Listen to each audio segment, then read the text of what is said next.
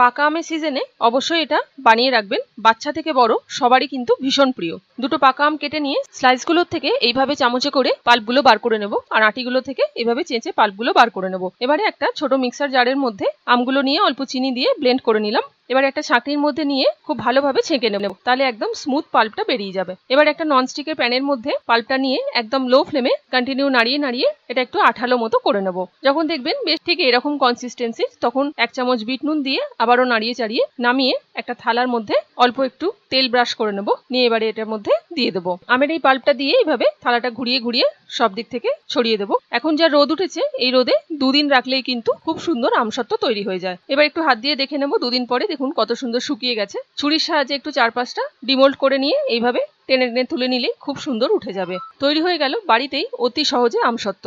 আপনারাও এইভাবে বানিয়ে নিন। রেসিপি ভালো লাগলে একটা লাইক করে আমার চ্যানেলটি সাবস্ক্রাইব করার অনুরোধ রইল।